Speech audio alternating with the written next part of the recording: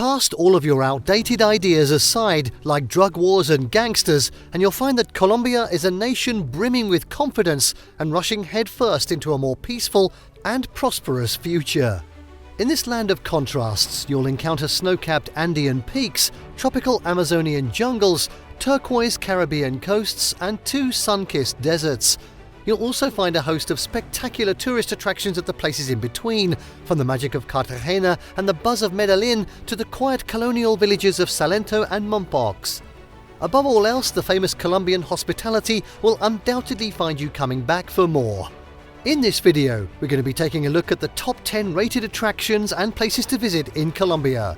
Before we begin, make sure to subscribe to our YouTube channel for more awesome travel guides, and make sure you hit the notification bell so that you know when we publish a new video. So let's cut to the chase. And at 10, La Guajira Peninsula.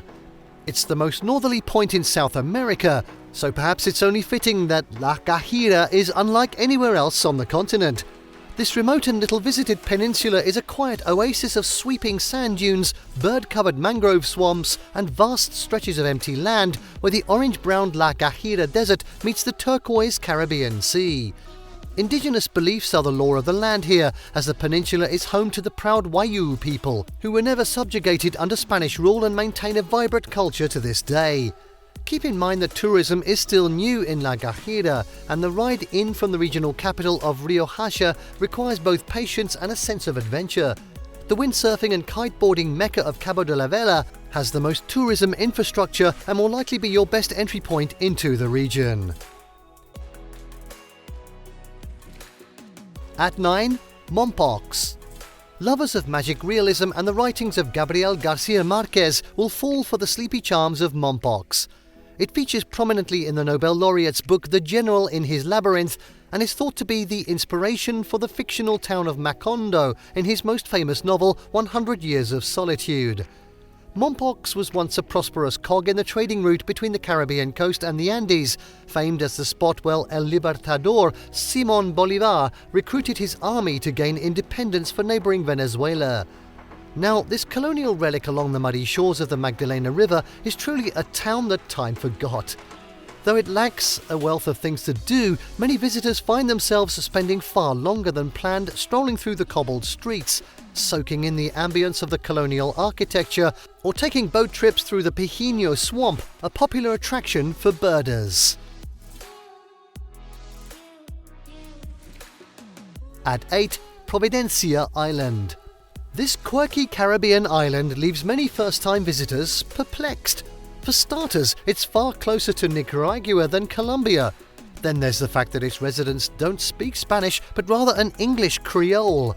Of course, none of that really matters when you find yourself sunning on the most stunning beaches under the Colombian flag. Little more than a dollop of golden sands and perky palms, this isolated island is the jewel of the UNESCO-protected Seaflower Biosphere Reserve, with some of the world's greatest marine biodiversity just waiting to be explored. You'll need to first stop on the more popular San Andrés Island and catch a short hopper plane or 3-hour catamaran ride to reach Providencia. Once here, you'll find the largest collection of cottages and hotels in the small hamlet of Agua Dulce on the stunning west coast of the island. At 7, the Lost City, Ciudad Perdida. Colombia's most popular hike is undoubtedly the 4-day, 44-kilometer trek to Ciudad Perdida, a lost city hidden deep in the Sierra Nevada de Santa Marta mountains that was only rediscovered in the 1970s. Built and occupied by Tayrona Indians between the 8th and 14th centuries, this ancient city is said to be one of the largest pre-Columbian settlements discovered in the Americas.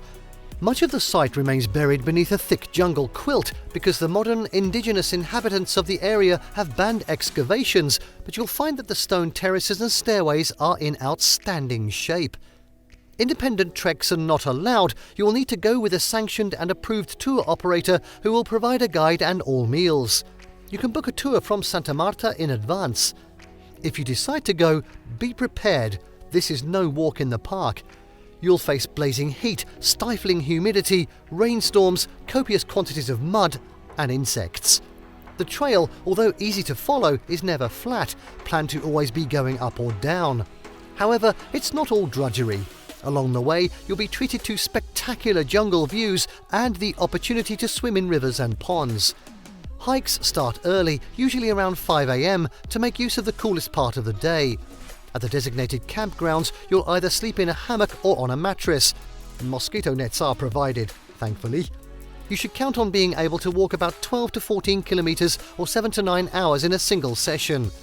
The trail is closed every September as part of an agreement with the local indigenous community. The best time to go with the least rain is January and February.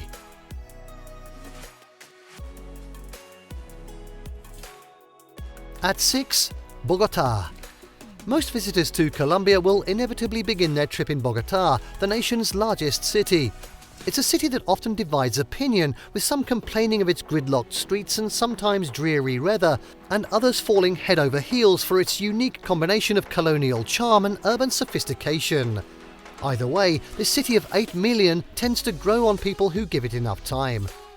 Begin your sightseeing in Bogotá in the historic centre of La Candelaria, where you'll find the impressive buildings lining Plaza de Bolívar and can't miss cultural attractions like the blindingly bright Museum of Gold. Then head over to the wealthier neighbourhoods of North Bogotá for some of the nation's best boutique shops and chef-driven restaurants. For a bird's-eye view of the city, be sure to take a trip up on the cable car to the sanctuary of Monserrate. While up there, settle in for a delightful and leisurely lunch or dinner at Casa San Isidro, serving fine Italian food, or enjoy Colombian food at the historical Santa Clara house, dating from 1924.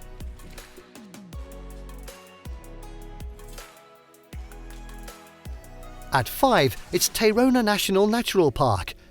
You'll find some of the best beaches in Colombia within the protected Tayrona National Natural Park, which is known for its palm-shaded coves and crystal-clear coastal lagoons. Most beaches are set against the dramatic mountains of the Sierra Nevada de Santa Marta, whose rainforested hills make for a great side trip on any beach vacation. Tayrona is also a fantastic place for snorkeling at protected areas near La Piscina Beach and Cabo San Juan. Though remote, these secluded beaches aren't exactly a secret, so it's best to visit in low season, February to November, to avoid the massive crowds. Also, unless you're paying for the lavish EcoHabs Tayrona, be prepared to sleep in a tent or hammock at one of the many beachside campgrounds.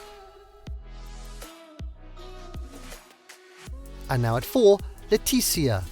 Picture the Amazon, and Colombia may not be the first country to come to mind, which is odd because about a third of the nation is blanketed in its thick and often impenetrable jungles. The capital of the vast Amazon basin is a small frontier town of Leticia, which sits along the banks of the mighty Amazon River, right where Colombia bumps up against Brazil and Peru. Leticia makes a great base for ecotourism, wildlife safaris, or hikes into the Amazon to learn about the indigenous tribes that call this area home. The only way to arrive here is by plane from Bogotá, and you can continue onward by boat either downriver to Manaus, Brazil, or upriver to Iquitos, Peru. Next up at 3, Eje Cafetero. The world's third largest producer of coffee beans, Colombia is a fantastic country for tasting and tours. The vast majority of production takes place in the subtropical Andean hills west of Bogotá, between the small cities of Armenia, Perdida and Manizales. This region, known as the Eje Cafetero or Coffee Axis, is home to a growing number of coffee plantations that have opened up their operations to the public in recent years for tours, tastings and lavish farm stays. These small and often organic plantations are the kind of places where the farmer owner might take an hour out of his day to explain the process of how a humble cherry turns into a coffee bean that will one day be roasted and ground into a latte back home. The small resort town of Salento is easily the most attractive place to base yourself, with numerous farm tours nearby and plenty of things to do. You'll also have easy access to attractions like Cocora Valley, home of the tallest palm trees in the world. You can rent bicycles from Salento to explore the region under your own steam, or ride on one of the old-fashioned wheelie jeeps that serve as the town's de facto taxis. And now at 2, Medellin. Bogotá might be the Colombian capital, but it's the smaller and more manageable city of Medellin that tends to capture the hearts of visitors. Medellin was dubbed the most dangerous city in the world in the early 1990s, but a quarter of a century later, it has earned a reputation for something entirely different: innovation. The city boasts cable cars linking the settlements in its hills to a modern metro system in the valley below, a green belt of lush eco-parks, and striking libraries and community centres in some of the poorest neighbourhoods.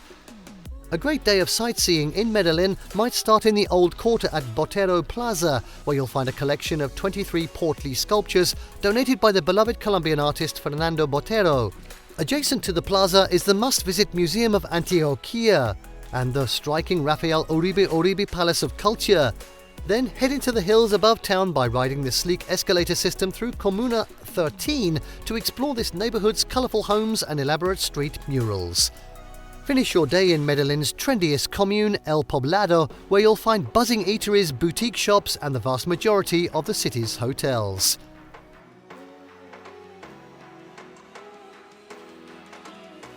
And finally, at number 1, Cartagena.